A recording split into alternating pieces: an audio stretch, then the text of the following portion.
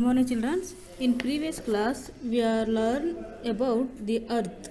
So last previous class ನಾವು earth ಅನ್ನೋ lesson ಬಗ್ಗೆ ಡಿಸ್ಕಷನ್ ಮಾಡ್ತಾ ಇದ್ವಿ. ಅಂದರೆ ನಮ್ಮ ಭೂಮಿ ಮೇಲೆ ಸಿಗ್ತಕ್ಕಂತಹ ಕೆಲವೊಂದು ಫ್ಯೂಚರ್ಸ್ಗಳ ಬಗ್ಗೆ ಅದನ್ನ ನಾವು ಲಾಸ್ಟ್ ಕ್ಲಾಸಲ್ಲಿ ಡಿಸ್ಕಷನ್ ಮಾಡಿದ್ವಿ. ಅದರಲ್ಲಿ ಅಟ್ಮಾಸ್ಫಿಯರ್ ಅಂದರೆ ಏನು ನೋಡಿದ್ರಿ ಹೌದಲ್ವಾ? Our earth is made of land and water. There is more water than land on earth. The earth has air all around it called the atmosphere. ಅಂದರೆ ನಮ್ಮ ಭೂಮಿಯನ್ನು ಸುತ್ತುವರಿದಿರುವಂತಹ ಈ ಒಂದು ಏರನ್ನು ಅಟ್ಮಾಸ್ಫಿಯರ್ ಅಂತ ಕರಿತೀವಿ. ಹಾಗೆ ನೆಕ್ಸ್ಟ್ ಒನ್ ಬಂದು ಫಿಸಿಕಲ್ ಫ್ಯೂಚರ್ಸ್. ಫಿಸಿಕಲ್ ಫ್ಯೂಚರ್ಸ್ಗಳು ಏನೇನು? Plain, mountains, hills, rivers. ಇದೆಲ್ಲವನ್ನು ನಾವೆಂತ ಕರಿತೀವಿ? Physical features of earth. ಹೌದಲ್ವ? ಇದೆಲ್ಲ ನಮ್ಮ ಭೂಮಿ ಮೇಲೆ ಇರ್ತಕ್ಕಂಥದ್ದು. ಹಿಲ್ಸ್ ಇದೆ, ರಿವರ್ಸ್ ಇದೆ, ಹಾಗೆಯೇ ಮೌಂಟೇನ್ಸ್, ಪ್ಲೇನ್ಸ್, ಇದೆಲ್ಲವೂ ಸಹ ಯಾವುದು? ನಮ್ಮ ಒಂದು ಭೂಮಿಯ ಮೇಲೆ ಇರ್ತಕ್ಕಂತಹ ಒಂದು ಫ್ಯೂಚರ್ಸ್. ಹಾಗೆಯೇ ಆ ಒಂದು ಫ್ಯೂಚರ್ಸ್ಗಳನ್ನು ಒನ್ ಬೈ ಒನ್ ನಾವು ಪ್ಲೇನನ್ನು ನೋಡಿದ್ವಿ. ಪ್ಲೇನ್ ಅಂತ ಹೇಳಿದಾಗ ಏನು? Flat area. ಫ್ಲ್ಯಾಟ್ ಏರಿಯಾ ಅಂತಕ್ಕಂಥದ್ದು ಎಲ್ಲಿ ಬರುತ್ತೆ? ಹಾಗೆಯೇ ಅದನ್ನು ನಾವು ಏನಕ್ಕೆ ಬಳಸ್ಕೋತೀವಿ? ಫ್ಲ್ಯಾಟ್ ಏರಿಯಾ ಅಂತಕ್ಕಂಥದ್ದು ಹೆಚ್ಚಾಗಿ ನಾರ್ತ್ ಇಂಡಿಯಾದಲ್ಲಿ ಹೆಚ್ಚಾಗಿ ಕಂಡು ಬರುತ್ತೆ. ಹಾಗಾದ್ರೆ ಇದೆಲ್ಲ ನಮ್ಮ ಒಂದು ಸುತ್ತಮುತ್ತ ಇರ್ತಕ್ಕಂಥದ್ದು ಪ್ಲೇನ್ ಏರಿಯಾ ಅಲ್ವಾ? ಹೌದು, ಇದು ಸಹ ಪ್ಲೇನ್ ಏರಿಯಾನೇ. ಬಟ್ ಇದೆಲ್ಲ ಫಲವತ್ತಾದಂತಹ ಒಂದು ಪ್ಲೇನ್ ಏರಿಯಾ ಅಲ್ಲ. ಬಟ್ ಈ ಒಂದು ನಾರ್ತ್ ಇಂಡಿಯಾದಲ್ಲಿ ಇರ್ತಕ್ಕಂತಹ ಒಂದು ಪ್ಲೇನ್ ಏರಿಯಾ ಹೆಚ್ಚು ಫಲವತ್ತಾಗಿದೆ. ಜೊತೆಗೆ ನಮ್ಮಲ್ಲೂ ಸಹ ಇದೆ. ಆ ಒಂದು ಇಂತಹ ಪ್ಲೇನ್ ಏರಿಯಾಗಳನ್ನು ಏನಕ್ಕೆ ಬಳಸ್ಕೋತೀವಿ ಅಂತ ಹೇಳಿದಾಗ ಕ್ರಾಪ್ಸ್ಗಳನ್ನು ಗ್ರೋ ಮಾಡಲಿಕ್ಕೆ. Crops grow well here. ಅದರಿಂದ ನಾವು ಆ ಒಂದು ಪ್ಲೇನ್ ಏರಿಯಾಗಳನ್ನು ಹೆಚ್ಚಾಗಿ ಕ್ರಾಪ್ಸ್ಗಳನ್ನ ಬೆಳೆಯೋದಕ್ಕೆ ಯೂಸ್ ಮಾಡ್ತೀವಿ. ಇದನ್ನು ಸಹ ನಾವು ಬಿಫೋರ್ ಕ್ಲಾಸಲ್ಲಿ ಡಿಸ್ಕಷನ್ ಮಾಡಿದ್ವಿ. ಅದೇ ರೀತಿ ಮೌಂಟೇನ್. ವಾಟ್ ಈಸ್ ಮೌಂಟೇನ್ ಅಂತ ಹೇಳಿದಾಗ an area of land that is higher than the land around it's called hill. Hills are made of rock. Some hills are high, they are called mountain. Some hills are high. ಆ ಒಂದು ಎತ್ತರವಾಗಿರ್ತಕ್ಕಂಥ ಹಿಲ್ಸನ್ನು ನಾವೆಂತ ಕರಿತೀವಿ? Mountain. ಹಲವಾರು ಹಿಲ್ಸ್ಗಳಿರುತ್ತೆ ನಮ್ಮ ಸುತ್ತಮುತ್ತ ನೋಡ್ತೀವಿ ನಾವು. ಹಲವಾರು ಒಂದು ಹಿಲ್ಸ್ಗಳಿದ್ದಾವೆ. ಆ ಹಿಲ್ಸಲ್ಲಿ ಯಾವುದಾದ್ರು ಒಂದು ಹಿಲ್ ಮಾತ್ರ ಏನಾಗಿರುತ್ತೆ? ಎತ್ತರವಾಗಿ ಕಾಣಿಸ್ತಾ ಇರುತ್ತೆ. ಅದನ್ನು ನಾವು ಏನಂತ ಕರಿತೀವಿ? It's a mountain. ಹಂಗೆ next one peak. What is peak? The tip of a mountain. Tip of a mountain it's called peak. Peak is a ಏನದು? Tip of a mountain. ಅಂದರೆ ಮೌಂಟನ್ನ ಒಂದು ತುದಿ ಭಾಗ. ಆ ಒಂದು ತುದಿಯನ್ನು ನಾವು ಪೀಕ್ ಅಂತ ಕರಿತೀವಿ. ತುದಿನ ನಾವು ಇಂಗ್ಲೀಷಲ್ಲಿ ಟಿಪ್ ಅಂತ ಕರಿತೀವಿ. The tip of a mountain it's called peak. ಇದನ್ನು ಸಹ ಲಾಸ್ಟ್ ಕ್ಲಾಸಲ್ಲಿ ಡಿಸ್ಕಷನ್ ಮಾಡಿದ್ವಿ, ಹೌದಲ್ವಾ? ನೆಕ್ಸ್ಟ್ ಒನ್ ಬಂದು ನೋಡಿ ವ್ಯಾಲಿ. ವ್ಯಾಲಿ ಬಗ್ಗೆ ನಾವು ಇವತ್ತಿನ ಕ್ಲಾಸಲ್ಲಿ ಡಿಸ್ಕಷನ್ ಮಾಡೋಣ. The lowland between hills or mountain is called a valley. Sometimes you will find thick forest in a valley. Valley ಅಂತಂದರೆ ಏನು? ವ್ಯಾಲಿ ಅಂದರೆ the lowland between hills or mountain is called a valley. ಈ ಒಂದು ಮೌಂಟೇನ್ಗಳಿರ್ತಾವಲ್ವ, ಮೌಂಟನ್ನ ಒಂದು ಮಧ್ಯದಲ್ಲಿ, ಇವಾಗ ಎರಡು mountains ಇದೆ ಅಂದರೆ ಆ ಎರಡೂ ಮೌಂಟೇನ್ಗಳ ಮಧ್ಯದಲ್ಲಿ ಸ್ವಲ್ಪ ಏನಾಗಿರುತ್ತೆ? ಸ್ವಲ್ಪ ಹಳ್ಳದ ರೀತಿನೋ ಸ್ವಲ್ಪ ಮೈದಾನ ಪ್ರದೇಶನೋ ಇರುತ್ತೆ. ಇಲ್ಲಿ ನೋಡಿ, ಇಲ್ಲಿ ಎರಡು ಮೌಂಟೇನ್ ಇದೆ. ನಿಮ್ಮ ಒಂದು ಪಿಕ್ಚರಲ್ಲಿ ಇಲ್ಲಿ ಮೌಂಟೇನ್ ಇದೆ ಎರಡು. ಅಲ್ಲಿ ಮಧ್ಯದಲ್ಲಿ ಸ್ವಲ್ಪ ಜಾಗ ಇದೆ ಈ ಎರಡು ಮೌಂಟೇನ್ಗಳ ಮಧ್ಯದಲ್ಲಿ. ಇದನ್ನ ನಾವು ಏನಂತ ಕರಿತೀವಿ? ವ್ಯಾಲಿ. It's called valley.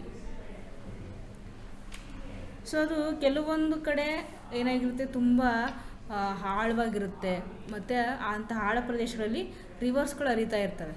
ಇನ್ನು ಕೆಲವು ಕಡೆ ಅಂಥ ಒಂದು ಏರಿಯಾಗಳಲ್ಲಿ ತುಂಬ ಸ್ವಲ್ಪ ವಿಶಾಲವಾಗಿದ್ದರೆ, ಆಳ ಸ್ವಲ್ಪ ಕಡಿಮೆ ಇದ್ದರೆ ಏನಾಗುತ್ತೆ ಅಂದರೆ ಅಲ್ಲಿ ಫಾರೆಸ್ಟ್ಗಳಿರುತ್ತೆ. ಇಲ್ಲಿ ಇರ್ತಕ್ಕಂಥದ್ದೇನೋ ನಿಮ್ಮ ಒಂದು ಪಿಕ್ಚರಲ್ಲಿ ಅಲ್ಲಿ ಫಾರೆಸ್ಟ್ ಇದೆ. ಇಲ್ಲಿ ನೋಡಿ, sometimes you will find thick forest in valley.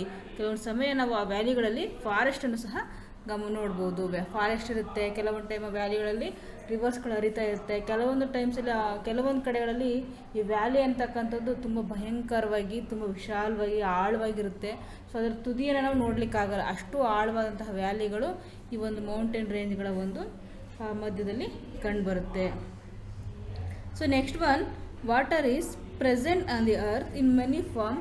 Water gets circulated on the earth rain. ನೋಡಿ ನೆಕ್ಸ್ಟು ಇವಾಗ ನೀವು ಭೂಮಿ ಮೇಲೆ ಇರ್ತಕ್ಕಂತಹ ಈ ಒಂದು ಅಟ್ಮಾಸ್ಫಿಯರ್ ತಿಳ್ಕೊಂಡ್ರಿ, ಫಿಸಿಕಲ್ ಫ್ಯೂಚರ್ಸನ್ನು ತಿಳ್ಕೊಂಡ್ರಿ, ಪ್ಲೇನ್ಸ್ ಇರ್ಬೋದು, ಮೌಂಟೇನ್ಸ್, ಪೀಕ್, ವ್ಯಾಲಿ, ಸೊ ಇದೆಲ್ಲ ತಿಳ್ಕೊಂಡ್ರಿ. ಸೊ ನೆಕ್ಸ್ಟ್ ಒನ್ ಬಂದು ವಾಟರ್. ಸೊ ವಾಟರ್ ರಿಸೋರ್ಸ್ ಬಗ್ಗೆ ಅಥವಾ ವಾಟರ್ ಫ್ಯೂಚರ್ಸ್ ಬಗ್ಗೆ ನೋಡೋಣ. Water is a present on the earth in many form. ಈ ವಾಟರ್ ಅಂತಕ್ಕಂಥದ್ದು ಭೂಮಿಯಲ್ಲಿ ಏನಾಗಿದೆ, ಹಲವಾರು ಒಂದು ಟೈಪ್ಸಲ್ಲಿದೆ. ಸೊ ಅದು ಹಿಮದ ರೂಪದಲ್ಲಿರ್ಬೋದು, ಐಸ್ ರೂಪದಲ್ಲಿ, ಅಥವಾ ರಿವರ್ ನದಿಯಾಗಿ ಅದು ಹರ್ಕೊಂಡು ಹೋಗ್ಬೋದು, ಮತ್ತು ವಾತಾವರಣದಲ್ಲಿ ಆವಿಯ ರೂಪದಲ್ಲಿ ಇರುತ್ತೆ ಅದು. ಹೌದಾ, ಆವಿಯ ರೂಪದಲ್ಲಿ ನೀವು ಅನ್ಕೋತಾ ಇರ್ಬೋದು, ಇದೇನು ಮಿಸ್ ಆವಿ ಅಂತ ಹೇಳ್ತಾರಲ್ಲ ಹೊಸದಾಗಿ ಅಂತ ನೀವು ಅನ್ಕೋತಾ ಇರ್ತೀರ. ಬಟ್ ಆವಿ ರೂಪದಲ್ಲಿ ನಮ್ಮ ಕಣ್ಣಿಗೆ ಕಾಣಿಸ್ತಾ ಇರೋ ಆವಿಯ ರೂಪದಲ್ಲೂ ಇರುತ್ತೆ ಅದು. ಈ ಒಂದು ಭೂಮಿಯಲ್ಲಿ ಇರ್ತಕ್ಕಂಥ ನೀರು ಸೂರ್ಯನ ಶಾಖಕ್ಕೆ ಕಾದಾಗ ಏನಾಗುತ್ತೆ, ಅದು ಕಾದು ಆವಿಯಾಗಿ ಪರಿವರ್ತನೆಯಾಗಿ ಒಂದು ಅಟ್ಮಾಸ್ಫಿಯರಲ್ಲೇ ಇರುತ್ತೆ. ನೀವು ಚಳಿಗಾಲದಲ್ಲಿ ಕೈನ ಸುಮ್ಮನೆ ಜೋರಾಗಿ ಬೀಸಿದ್ರೆ ತಣ್ಣಗಾಗುತ್ತೆ. ಸೊ ಯಾಕೆ, ಆ ಒಂದು ಗಾಳಿಯಲ್ಲಿ ನೀರಾವಿ ಇರುತ್ತೆ. ಸೊ ಅದಕ್ಕೋಸ್ಕರ ವಾಟರ್ ವೇಪರ್ ಇರುತ್ತೆ. ಆ ವಾಟರ್ ವೇಪರ್ ಇರೋದ್ರಿಂದನೇ ನಮಗೆ ತಣ್ಣಗೆ ಅನಿಸೋದು. ಕೆಲವೊಂದು ಟೈಮಲ್ಲಿ ಬೇಸಿಗೆ ಕಾಲದಲ್ಲಿ ನೀವು ಜೋರಾಗಿ ಕೈ ಆಡಿಸಿದ್ರು ಇಲ್ಲ, ಎಂಥದ್ದು ಇಲ್ಲ, ಸೆಕೆನೇ ಆಗುತ್ತೆ. ಯಾಕೆ, ವಾಟರ್ ವೇಪರ್ ಇರಲ್ಲ. ಸೊ ಅದಕ್ಕೋಸ್ಕರ ಅಂದರೆ ನೀರು ಯಾವ್ಯಾವ ರೂಪದಲ್ಲಿ ಇರುತ್ತೆ, ದ್ರವ ರೂಪದಲ್ಲಿರುತ್ತೆ, ಮತ್ತು ಸಾಲಿಡ್ ರೂಪದಲ್ಲಿರುತ್ತೆ, ಹಾಗೆಯೇ ದ್ರವ ರೂಪದಲ್ಲೂ ಇರ್ಬೋದು, ಮತ್ತು ವಾಟರ್ ವೇಪರ್ನ ರೂಪದಲ್ಲೂ ಇರುತ್ತೆ.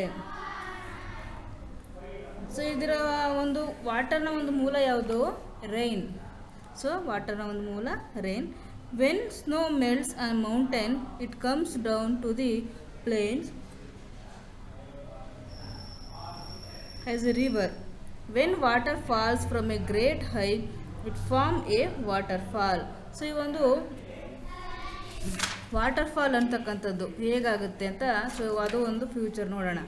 ಇಲ್ಲಿ ನೋಡಿ, ವಾಟರ್ ಅಂತಕ್ಕಂಥದ್ದು ಹಲವಾರು ವಿಧಾನದಲ್ಲಿದೆ, ಗೊತ್ತು ನಮಗೆ. ಸೊ ಈ ಒಂದು ಮೋಡ ಆಗುತ್ತೆ ಅಲ್ವಾ, ನಾನು ಹೇಳ್ದಾಗೇ ಭೂಮಿಯಲ್ಲಿ ಇರ್ತಕ್ಕಂತಹ ನೀರು ಆವಿಯಾಗಿ ಮೋಡ ಆಗುತ್ತೆ. ಕ್ಲೌಡ್ಸ್ ಆದಾಗ ಮೌಂಟೇನ್ಸ್ಗಳು ಏನು ಮಾಡುತ್ತೆ, ಅದನ್ನು ತಡೆಯುತ್ತೆ. ಸೊ ತಡೆದಂಥ ಸಂದರ್ಭದಲ್ಲಿ ಅದು ಮಳೆಯಾಗಿ ಬರುತ್ತೆ. ಸೊ ಮಳೆಯಾಗಿ ಭೂಮಿಗೆ ಬಂದಂಥದ್ದು it comes down to the plain as a river.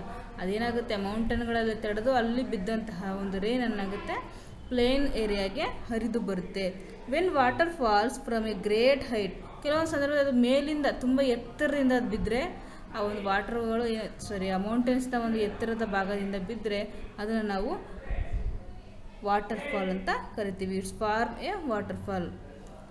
ಎತ್ತರ ಪ್ರದೇಶದಿಂದ ಅದು ಧುಮುಕಿದಾಗ ನೀರು, ಅದನ್ನು ನಾವು ವಾಟರ್ ಫಾಲ್ ಅಂತ ಕರಿತೀವಿ. ಎಕ್ಸಾಂಪಲ್ಗೆ ಇಲ್ಲಿ ಬ್ಲಫ್ ಇರ್ಬೋದು, ಶಿವನ ಸಮುದ್ರ ಅಂತ ನಾವೇನು ಕರಿತೀವಿ. ಸೊ ಶಿವನ ಸಮುದ್ರ, ಜೋಗ್ ಫಾಲ್ಸ್, ಸೊ ಇದೆಲ್ಲವೂ ಏನು, ಅತಿ ಎತ್ತರವಾದಂಥ ಪ್ರದೇಶದಿಂದ ಬೀಳ್ತಕ್ಕಂತಹ ಒಂದು ನೀರು. ಅಲ್ಲಿ ಬಿದ್ದಂಥ ವಾಟರ್ ಏನಾಗುತ್ತೆ, ತುಂಬ ಎತ್ತರದಿಂದ ಬಿದ್ದಾಗ ತುಂಬಾ ಒಂದು ಸುಂದರವಾದಂತಹ ಒಂದು ವಾಟರ್ ಫಾಲ್ನ ಸೃಷ್ಟಿ ಮಾಡುತ್ತೆ. ಸೊ ಇದು ಈ ರೀತಿಯಲ್ಲಿ. River water is not salty and it's also known as fresh water. So ಇಲ್ಲಿ ನಾವು ಈ ಒಂದು ರಿವರ್ನ ನೀರನ್ನು ನೀವು ಟೇಸ್ಟ್ ಮಾಡಿದ್ರೆ ಗೊತ್ತಾಗಿರುತ್ತೆ. ಹೇಗಿರುತ್ತೆ ಅದು, ಸಾಲ್ಟಿ ಆಗಿರುತ್ತಾ? ಇಲ್ಲ, ಸಾಲ್ಟಿ ಆಗಿರಲ್ಲ. ಬದಲು ಏನಾಗಿರ್ತದೆ, ಸ್ವೀಟಾಗೇ ಇರುತ್ತೆ. ನಾರ್ಮಲಾಗಿ ನಾವು ಡ್ರಿಂಕಿಂಗ್ ವಾಟರ್ ಹಾಗೆ ಅದು ಕಂಡುಬರುತ್ತೆ. We can use river water for drinking and for cooking after boiling it. ನಾವು ಈ ಒಂದು ರಿವರ್ನ ವಾಟರ್ನ ಏನೇನಕ್ಕೆ ಯೂಸ್ ಮಾಡ್ಬೋದಂತೆ, ಡ್ರಿಂಕಿಂಗಿಗೆ ಮತ್ತು ಕುಕ್ಕಿಂಗಿಗೆ ಈ ಒಂದು ವಾಟರನ್ನು ಬಾಯ್ಲ್ ಮಾಡಿ ಬಳಸಬಹುದು. ಸೊ ಇದು ವಾಟರ್. ಸೊ ನೆಕ್ಸ್ಟ್ ಒನ್ ನೋಡಿ, ಓಷನ್. ಸೊ ಓಷನ್ ಸಹ ಈ ಒಂದು ಅರ್ಥನ ಒಂದು future. A sea is a large body of water. C water is salty. Oceans R the largest bodies of water. So ಈ ಒಂದು ಓಷನ್ ಅಂತಕ್ಕಂಥದ್ದು ಎಲ್ಲಿರುತ್ತೆ, ಹೇಗಿರುತ್ತೆ? ಸೊ ಓಷನ್ ಅಂತಕ್ಕಂಥದ್ದು ನಾವು ನೋಡ್ತಕ್ಕಂಥ ಸಣ್ಣ ಪುಟ್ಟ ಕೆರೆಗಳಿದೆಯಲ್ಲ, ಸೊ ಆ ರೀತಿ ಇರಲ್ಲ. ಹೌದಾ, ಹಾಗಿರುತ್ತಾ? No, it's a big part of the water. ಏನಾಗಿರುತ್ತೆ, ಒಂದು ನೀರಿನ ಒಂದು ಅತಿ ದೊಡ್ಡದಾದ ಭಾಗ ಆಗಿರುತ್ತೆ ಅದು. A sea is a large body of water ಅಂದರೆ ಏನು, ಇದು ಒಂದು ವಾಟರ್ನ ಅತಿ ದೊಡ್ಡದಾದಂತಹ ಒಂದು ಭಾಗ. Sea water is salty. ಇಲ್ಲೇನಾಗಿರುತ್ತೆ, ಸಿ ವಾಟರ್ ಸಾಲ್ಟಿ ಆಗಿರುತ್ತೆ. ಯಾಕೆ, ಮತ್ತು ನೀರು ಜಾಸ್ತಿ ಇರುತ್ತೆ. ಅಷ್ಟು ನೀರಿಗೆ ಯಾರು ಸಾಲ್ಟ್ ಹಾಕ್ತಾರೆ, ಹೌದಲ್ವಾ? ಮತ್ತು ಅದು ಸ್ವೀಟ್ ಆಗಿರಬೇಕು. ಯಾಕೆ ಸಾಲ್ಟಿ ಆಗಿರುತ್ತೆ, ಯಾಕೆ ಅಂತ ಹೇಳಿದ್ರೆ, ಸೊ ನಾವು ಗಮನಿಸ್ದಾಗೇ ಹರಿದು ಬರ್ತಕ್ಕಂಥ ನದಿಗಳೆಲ್ಲ ಏನಾಗುತ್ತೆ ಹೋಗಿ ಸೇರೋದು ಎಲ್ಲಿ ಅಂತ ಹೇಳಿದ್ರೆ ಸಮುದ್ರದಲ್ಲಿ. ಸೊ ಈ ಒಂದು ನದಿಗಳು ಏನು ರಿವರ್ಸ್ಗಳಿದೆಯೋ ಸೊ ಅದೆಲ್ಲ ಹರಿದು ಬರಬೇಕಾದ್ರೆ ಡಿಫ್ರೆಂಟ್ ಟೈಪ್ಸ್ ಆಫ್ ಸಾಯಿಲಲ್ಲಿ ಅದೆಲ್ಲ ಏನು ಬರುತ್ತೆ ಹರಿದು ಬರುತ್ತೆ. ಇನ್ ಡಿಫ್ರೆಂಟ್ ಟೈಪ್ಸ್ ಆಫ್ ಸಾಯಿಲಲ್ಲಿ ವಿವಿಧ ರೀತಿಯ ಒಂದು ಮಣ್ಣುಗಳಿರ್ತಕ್ಕಂಥ ಭೂಮಿಯಲ್ಲಿ ಆ ಒಂದು ರಿವರ್ ಅಂತಕ್ಕಂಥದ್ದು ಹರಿದು ಬರುತ್ತೆ. ಹರಿದು ಬರುವಾಗ ತನ್ನ ಒಂದು ವೇನಲ್ಲಿ ಸಿಕ್ಕಂತಹ ಖನಿಜಗಳನ್ನು ಮಿನರಲ್ಸ್ಗಳನ್ನು ಏನು ಮಾಡಿಸುತ್ತೆ, ಅದು ಮೆಲ್ಟ್ ಮಾಡ್ಕೊಳ್ಳುತ್ತೆ, ಕರಗಿಸ್ಕೊಳ್ಳುತ್ತೆ.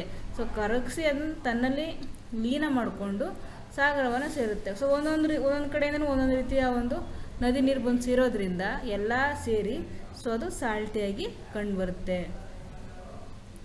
ಜೊತೆಗೆ ಸಾಗರದ ನೀರು ಎಲ್ಲೂ ಹರ್ಕೊಂಡು ಹೋಗೋದಿಲ್ಲ. ಸೊ ಅದು ಏನಾಗಿರುತ್ತೆ, ಒಂದು ಪ್ರದೇಶದಲ್ಲಿ ಅದು ಇರೋದ್ರಿಂದ ಸೊ ಅಲ್ಲಿ ಹಾವಿ ಆಗಬೇಕಾದ್ರೆ ಅಲ್ಲಿ ಆ ಒಂದು ಲವಣಾಂಶಗಳೆಲ್ಲ ಅಲ್ಲೇ ಉಳ್ಕೊಳ್ಳುತ್ತೆ, ನೀರು ಮಾತ್ರ ಹೆಚ್ಚು ಹಾವಿ ಆಗೋದು. ಸೊ ಅದರಿಂದ ಸಾಲ್ಟ್ನ ಒಂದು ಪ್ರಮಾಣ ಅಲ್ಲಿ ಹೆಚ್ಚಾಗಿ ಕಂಡುಬರುತ್ತೆ. Oceans R the largest bodies of water. So ನಾವು ನೋಡಿದಾಗೇ ಬೇರೆ ವಾಟರ್ನ ಭಾಗಗಳಿಗಿಂತ ಈ ಒಂದು ಓಷನ್ ಪಾರ್ಟ್ ಅಂತಕ್ಕಂಥ ತುಂಬಾ ದೊಡ್ಡದು. ಸೊ ಅಲ್ಲೊಂದು ಕ್ವಶನ್ ಕೊಟ್ಟಿದ್ದಾರೆ ನೋಡಿ, ಥಿಂಕ್ ಮಾಡಿ. Can we use C and ocean water for our daily use? ಕೇಳ್ತಾ ಇದ್ದಾರೆ ನೋಡಿ ಅವರು. ಈ ಒಂದು ಸಿ ವಾಟರ್ನ ನಾವು ಡೈಲಿ ಯೂಸ್ಗೆ ಬಳಸ್ಬೋದಾ ಅಂತ. ಸೊ ನೀವೇ ಥಿಂಕ್ ಮಾಡಿ ನೋಡೋಣ. ಥಿಂಕ್ ಮಾಡಿ ಅದ್ರ ಬಗ್ಗೆ ಯೋಚನೆ ಮಾಡಿ ನಿಮ್ಮ ವಾಟ್ಸಪ್ ಗ್ರೂಪಲ್ಲಿ ಅದನ್ನು ಸೆಂಡ್ ಮಾಡಿ ಆನ್ಸರನ್ನು. Large areas of land that are dry and usually covered with sand are called desert. There is very little water in desert and as such only few plants like cactus grow here. ಈ ಒಂದು ಮರುಭೂಮಿ ಅಂತಕ್ಕಂಥದ್ದು ಎಲ್ಲಿ ಬರುತ್ತೆ, ಹೇಗಿರುತ್ತೆ ಅಂತ ಹೇಳಿದ್ರೆ, so ಮರಳು ನೋಡಿದ್ದೀರಲ್ವ ನೀವು ನಿಮ್ಮ ಅಕ್ಕಪಕ್ಕದಲ್ಲಿ. ಈ ಮನೆ ಏನಾದರೂ ನಿರ್ಮಾಣ ಮಾಡಬೇಕಾದ್ರೆ ಮರಳನ್ನು ತಂದು ಮರಳಿನ ರಾಶಿಯನ್ನು ತಂದು ಇಟ್ಟಿರ್ತಾರೆ. ಸೊ ಆ ಒಂದು ಮರಳನ್ನು ನಾವು ಸ್ವಲ್ಪ ಪ್ರಮಾಣದಲ್ಲಿ ನೋಡಿರ್ತೀವಿ. ಬಟ್ ಈ ಒಂದು ಡೆಸರ್ಟ್ ಏರಿಯಾ ಅಂತಕ್ಕಂಥದ್ದು ಸಂಪೂರ್ಣವಾಗಿ ಏನಾಗಿರುತ್ತೆ, ಡೆಸರ್ಟ್ ಅಲ್ಲಿ ಮರಳಿಂದನೇ ಆವರಿಸಿರುತ್ತೆ, ಸ್ಯಾಂಡಿಂದನೇ ಆವರಿಸಿರುತ್ತೆ. ಅದನ್ನು ನಾವು ಡೆಸರ್ಟ್ ಅಂತ ಕರಿತೀವಿ. ಅಂದರೆ ತುಂಬ ಒಂದು ದೊಡ್ಡದಾದಂತಹ ವಿಶಾಲವಾದಂಥ ಭೂಭಾಗ. A large area of land that are dry and usually covered with sand are called desert. ತುಂಬ ಒಣ ಹವಾಮಾನವನ್ನು ಒಳಗೊಂಡಿರುತ್ತೆ. ಜೊತೆಗೆ ಹೆಚ್ಚು ಭೂಭಾಗ ಮರಳಿನಿಂದನೇ ಆವರಿಸಿರುತ್ತೆ, ಸ್ಯಾಂಡಿಂದನೇ ಅದು ಕವರ್ಡ್ ಆಗಿರುತ್ತೆ. ಸೊ ಅಂಥದ್ದನ್ನು ನಾವು ಡೆಸರ್ಟ್ ಅಂತ ಕರಿತೀವಿ. There is very little water in desert. ಅಲ್ಲಿ ಏನಾಗಿರುತ್ತೆ, ತುಂಬ ಕಡಿಮೆ ಪ್ರಮಾಣದ ನೀರಿರುತ್ತೆ. And as such only few plants like cactus grow here. ಅಲ್ಲಿ ಕಡಿಮೆ ಪ್ರಮಾಣ ನೀರಿರೋದ್ರಿಂದ ಏನಾಗುತ್ತೆ, ಸಸ್ಯಗಳ ಸಂಖ್ಯೆನೂ ಸಹ ಕಡಿಮೆ. ಸೊ ಅದರಿಂದಲ್ಲಿ ಕೆಲವೊಂದು ವಿಧದ ಪ್ಲ್ಯಾಂಟ್ಸ್ಗಳು ಮಾತ್ರ ಬೆಳೆಯುತ್ತೆ. ಸೊ ಕ್ಯಾಕ್ಟಸ್ ಅಂತಹ ಒಂದು ಗಿಡಗಳು. The camel is a useful animal in the desert. ಹಾಗಾದರೆ ಇಲ್ಲಿ ಬಳಸ್ತಕ್ಕಂತಹ, ಇಲ್ಲಿ ಯೂಸ್ ಆಗ್ತಕ್ಕಂಥ ಒಂದು ಅನಿಮಲ್ ಯಾವುದು? ಬೇರೆ ರೀತಿಯ ಪ್ರಾಣಿಗಳು ಹೆಚ್ಚಾಗಿ ಕಂಡುಬರೋಲ್ಲ. ನಮ್ಮಲ್ಲಿ ನೋಡಿದಾಗೇ ಎಲಿಫೆಂಟ್ ಇರ್ಬೋದು, ಚೀತಾ ಇರ್ಬೋದು, ಟೈಗರ್, ಹಾಗೆಯೇ ಸೊ ಏನೇನು ವೆರೈಟಿ ಆಫ್ ಫಾರೆಸ್ಟಲ್ಲಿ ಇರ್ತಕ್ಕಂಥ ಒಂದು ಅನಿಮಲ್ಸ್ಗಳು ನೋಡಿದಿರಲ್ವಾ. ಸೊ ಅಂತಹ ಅನಿಮಲ್ಸ್ಗಳು ಯಾವುದೂ ಸಹ ಈ ಒಂದು ಡೆಸರ್ಟ್ ಏರಿಯಾದಲ್ಲಿ ಹೆಚ್ಚಾಗಿ ಕಂಡುಬರೋಲ್ಲ. ಅಲ್ಲಿ ಬರ್ತಕ್ಕಂಥದ್ದು ಸೊ ಅಲ್ಲಿಗೆ ಹೊಂದ್ಕೊಂಡು ಬದುಕ್ತಕ್ಕಂಥ ಡಿಫ್ರೆಂಟ್ ಟೈಪ್ಸ್ ಆಫ್ ಒಂದು ಅನಿಮಲ್ಸ್ ಕಂಡು ಬರುತ್ತೆ. ಅದರಲ್ಲಿ ಹೆಚ್ಚಾಗಿ ಬಳಸ್ತಕ್ಕಂಥದ್ದು, ಹೆಚ್ಚಾಗಿ ನಾವು ನೋಡ್ತಕ್ಕಂಥದ್ದು ಯಾವುದು ಅಂದರೆ ಈ ಒಂದು ಕ್ಯಾಮಲನ್ನು. The camel is a useful animal in the desert as it can stay without water for many days. ನೋಡಿ ಯಾಕೆ ಅದನ್ನ ಹೆಚ್ಚಾಗಿ ಬಳಸ್ತಾರೆ ಅಂದರೆ, ಅದು ನೀರಿಲ್ಲದೇ ಹೆಚ್ಚು ದಿನಗಳ ಕಾಲ ಬದುಕಬಲ್ಲದು. ನೀರಿಲ್ಲದೇ ಹೆಚ್ಚು ದಿನ ಅದು ಬದುಕುತ್ತೆ. ಸೊ ಅದಕ್ಕೋಸ್ಕರ ಈ ಒಂದು ಕ್ಯಾಮಲನ್ನು ಡೆಸರ್ಟ್ಗಳಲ್ಲಿ ಬಳಸ್ತಾರೆ. ಸೊ ಈ ಒಂದು ಡೆಸರ್ಟ್ಗಳಲ್ಲಿ ಒಂದು ವಾಟರ್ನ ಪ್ರಮಾಣ ಕಡಿಮೆ ಇರುತ್ತೆ, ಪ್ಲ್ಯಾಂಟ್ಸ್ಗಳು ಸಹ ಕಡಿಮೆ ಇರುತ್ತೆ, ಜನಸಂಖ್ಯೆನೂ ಸಹ ಕಡಿಮೆ ಇರುತ್ತೆ, ಮತ್ತು ಅಲ್ಲಿ ಆಹಾರದ ಕೊರತೆಯೂ ಸಹ ಇರುತ್ತೆ. ಸೊ ಅದಕ್ಕೋಸ್ಕರ ಅಲ್ಲಿ ಒಂದು ಜನಸಂಖ್ಯೆ ಇರ್ಬೋದು, ಜನವಸತಿ ಅಂತಕ್ಕಂಥದ್ದು ತುಂಬ ಕಡಿಮೆ ಇರುತ್ತೆ. ಸೊ ಬೇರೆ ಪ್ರದೇಶಗಳು ಹೋಲಿಸ್ಕೊಂಡ್ರೆ ಈ ಒಂದು ಡೆಸರ್ಟ್ ಅಂತಕ್ಕಂಥದ್ದು ತುಂಬ ಡಿಫ್ರೆಂಟ್ ಏರಿಯಾ ಆಗಿ ಕಂಡುಬರುತ್ತೆ. ಸೊ ಇದಿಷ್ಟು. ಜೊತೆಗೆ ನೆಕ್ಸ್ಟ್ ನೋಡಿ, we should be proud of our planet earth because it allows you us to live. We should try to look after all the precious things it gave us to make our life comfortable and good. So ಕೊನೆಯಲ್ಲಿ ಒಂದು ಮಾತು ಹೇಳಿದ್ದಾರೆ ಏನು, we should be proud of our plant planet earth because it allow us to live. ಹೌದಲ್ವಾ? So ಇಷ್ಟೆಲ್ಲ difference ಇದ್ರೂ ಸಹ ನಮ್ಮ ಒಂದು ಭೂಮಿಯಲ್ಲಿ ನಮಗೂ ಸಹ ಅಂದರೆ ಮನುಷ್ಯನಿಗೂ ಸಹ ಬದುಕಲಿಕ್ಕೆ ಒಂದು ಅವಕಾಶವನ್ನು ಮಾಡಿಕೊಟ್ಟಿದೆ. ನೀವು ಅಬ್ಸರ್ವ್ ಮಾಡಿರ್ಬೋದು, ಭೂಮಿ ಹಾಗೇ ಈ ಒಂದು ಬ್ರಹ್ಮಾಂಡದಲ್ಲಿ ಒಟ್ಟು 9 ಪ್ಲ್ಯಾನೆಟ್ಸ್ ಇದೆ. ಆ ಪ್ಲ್ಯಾನೆಟ್ಸ್ಗಳಲ್ಲಿ ಜೀವಿಗಳು ಇರೋದಕ್ಕೆ ಕಾರಣ ಆಗಿರ್ತಕ್ಕಂಥದ್ದು ನಮ್ಮ ಭೂಮಿಯಲ್ಲಿ ಮಾತ್ರ. ಈ ನೆಪ್ಚೂನ್ ಇರ್ಬೋದು, ಯಾವುದು ಬೇರೆ ಬೇರೆ ಮರ್ಕ್ಯುರಿ ಇದೆಯೋ, ಸೊ ಅದರಲ್ಲಿ ಯಾವುದರಲ್ಲೂ ಸಹ ಜೀವಿಗಳಿಲ್ಲ. ಬಟ್ ನಮ್ಮ ಅರ್ಥಲ್ಲಿ ಮಾತ್ರ ಇದೆ. ಅಂದರೆ earth is A special planet. ಹೌದಲ್ವಾ? ಸೊ ಅದನ್ನು ನಾವು ಏನು ಮಾಡಬೇಕು? ಸೇವ್ ಮಾಡಬೇಕು. ಸೊ ಅದು ತಕ್ಕನಂಗೆ ನಮಗೆ ಅದು ಹೇಗೆ ಬದುಕೋದಕ್ಕೆ ಅವಕಾಶ ಕೊಟ್ಟಿದೆಯೋ, ನಾವು ಇಲ್ಲಿರ್ತಕ್ಕಂಥ ಒಂದು ಪ್ಲ್ಯಾಂಟ್ಸ್ ಇರ್ಬೋದು, ಈ ಒಂದು ಭೂಮಿಯಲ್ಲಿ ಇರ್ತಕ್ಕಂಥ ವಸ್ತುಗಳನ್ನು ನಾವು ಅಷ್ಟೇ ರೆಸ್ಪೆಕ್ಟ್ ಕೊಟ್ಟು ಅದನ್ನ ನಾವು ಜೋಪಾನ ಮಾಡಬೇಕು. We should try to look after all the precious things. ಇಲ್ಲಿರ್ತಕ್ಕಂಥ ಪ್ರೀಶಿಯಸ್ ಥಿಂಗ್ಸ್ಗಳನ್ನು ನಾವು ಏನು ಮಾಡಬೇಕು? ಚೆನ್ನಾಗಿ ಅದನ್ನ ಒಂದು ಪರ್ಟಿಕ್ಯುಲರ್ ವೇನಲ್ಲಿ ನೀಟಾಗಿ ಅದನ್ನ ಬಳಸ್ಕೋಬೇಕು. ಸೊ ಆವಾಗ ಮಾತ್ರ our life comfortable and good. So ಅಂಥ ಸಂಬಂಧದಲ್ಲಿ ಮಾತ್ರ ನಮ್ಮ ಒಂದು ಲೈಫು ಕಂಫರ್ಟಾಗಿರುತ್ತೆ, ಗುಡ್ ಅನ್ನೋದಕ್ಕೆ ಸಾಧ್ಯ. ಸೊ ಇದಿಷ್ಟು ನಿಮ್ಮ ಈ ಒಂದು ದಿ ಅರ್ತ್ ಅನ್ನೋ ಲೆಸನಲ್ಲಿ ಇರ್ತಕ್ಕಂತಹ ಒಂದು ಇಂಪಾರ್ಟೆಂಟ್ ಥಿಂಗ್ಸ್ಗಳು. ಸೊ ಇದರಲ್ಲಿ ನೀವು ಅಟ್ಮಾಸ್ಫಿಯರ್, ಫಿಸಿಕಲ್ ಫ್ಯೂಚರ್ಸ್ಗಳ ಬಗ್ಗೆ ತಿಳ್ಕೊಂಡಿದ್ದೀರಾ.